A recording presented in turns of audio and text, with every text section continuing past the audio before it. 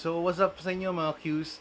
So guys, before we start with this cooking video, just wanna announce na after a few months of making videos, na hit na rin natin ang 1,000 subscribers.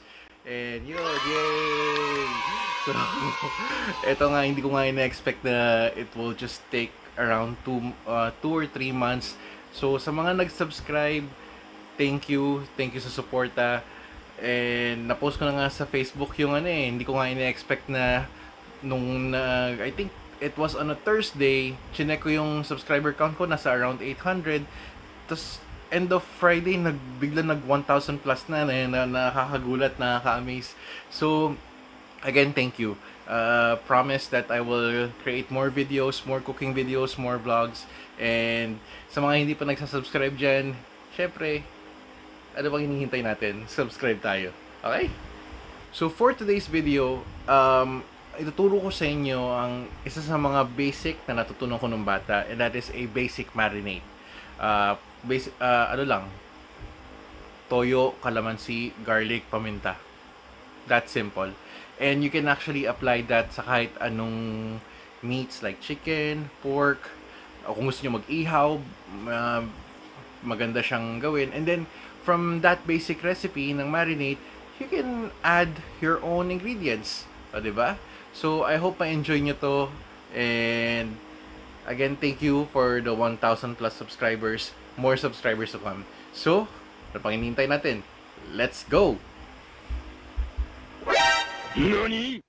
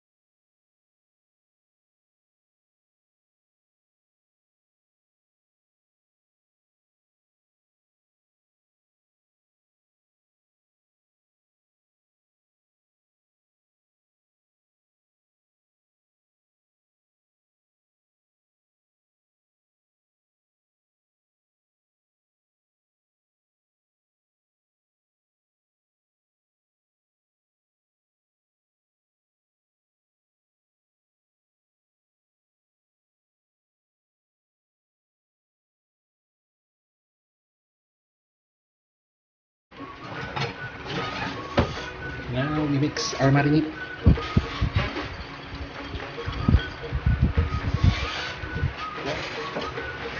So dyan, we can actually taste kung may kailangan pang idagdag sa marinade natin.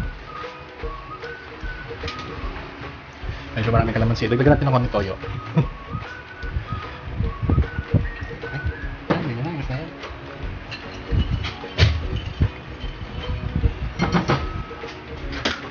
Then we taste again. Perfect. Now, next naman natin gagawin is yung ipiprepare na natin ang ating whole chicken. Okay? So, tayo nagbabalik, mga kaibigan. Ang next step naman natin na gagawin is ipiprepare natin ang ating whole chicken. Ngayon, marami tayong pwedeng gawin dito eh. Maraming approach. It's either we just marinate it whole, pero mas maganda, may napanood ako sa YouTube, iba-butterfly natin siya. Or may isa pang term dun eh. I think the term is spatchcock. Spatchcock meaning, tatanggalin natin tong backbone and then ipa-flat natin siya. So, ang purpose ng pag-spatchcock ng manok is para mas mapabilis yung kanyang pagluto. Kasi technically, yung buong surface area niya, mapaloob and sa labas mismo ng chicken, maluluto siya almost at the same time. So first thing na kailangan natin gawin is i-pat dry natin ang ating manok. So, kahit tissue lang, i-pat dry natin yung medyo yung harap. Okay. Yan. Tubig na. Okay. Tapos, the best way or para as I mentioned kanina, kailangan nating i-remove tong spine. Yan, tong butong yan para ma-split natin yung manok. So, to do that, best way is gumamit ng kitchen shears. Now, if you don't have any kitchen shears, pwede nyo naman ipagawa na to sa inyong mga butcher. Especially kung mag-grocery kayo, ipatanggal nyo na itong buto. Now, for the bones, you can save that para gumawa ng chicken stock. Okay? So, let's do this. So, wala dito, para natin yung ano. Okay, wait. Yun, no? Ganun lang kabilis, mga kaibigan. O, diba? Tapos, eto naman, itong part na to.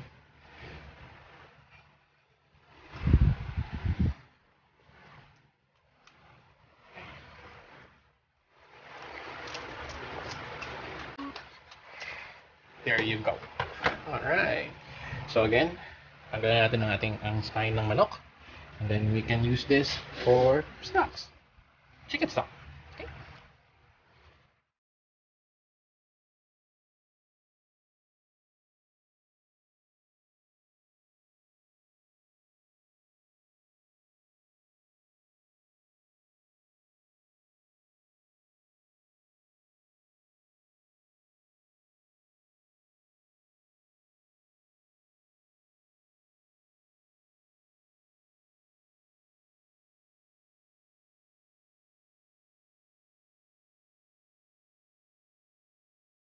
Two thousand years later.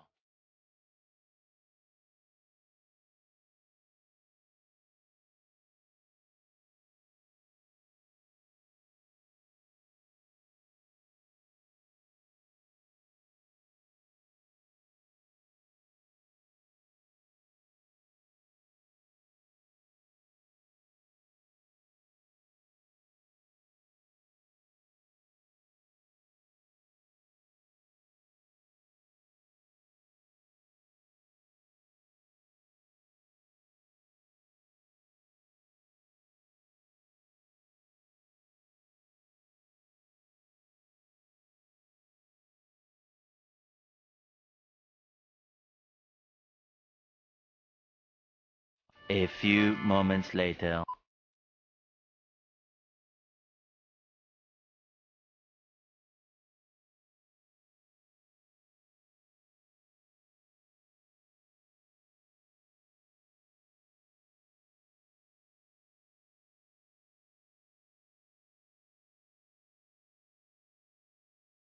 So after a few hours, ito na ang ating roast chicken. Luto na siya. So ngayon, i-prep na natin by, well, basically, hihiwain ko na siya ngayon, okay? So let's go. So medyo, advantage din ng pag-butterfly ng chicken is, madali siyang maluto. And madali din siyang i-portion. So, okay. So, onto our chopping board lang. Nice. And we got. Diba? So, apat kami sa family. So, I'm gonna slice this into 4. So, after dito, sa gitna naman. And then, this one.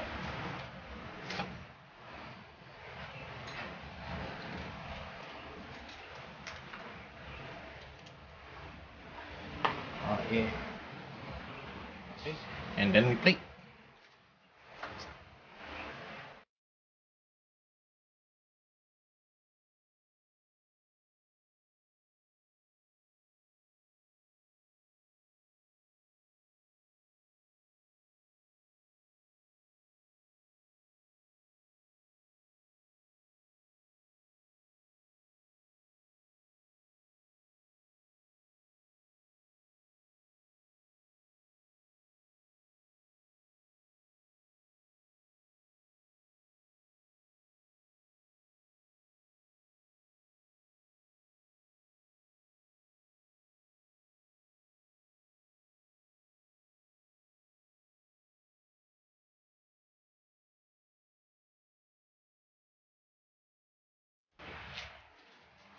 So yun nga, tapos na ang ating dish.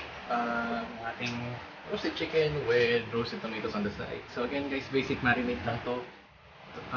Toyo ko naman seeds sa paminta. So, tatlong ingredients lang makakagawa na kayo ng ganitong dish. So, kung gusto nyo gayahin to, feel free, leave a comment, pakita nyo sa akin kung anong nagawa nyo. Then share this video. And also don't forget to hit subscribe. So again, thank you for watching Daddy Q Vlogs. For more videos, tune in lang sa aking channel. And then, chill lang tayo. So, peace out.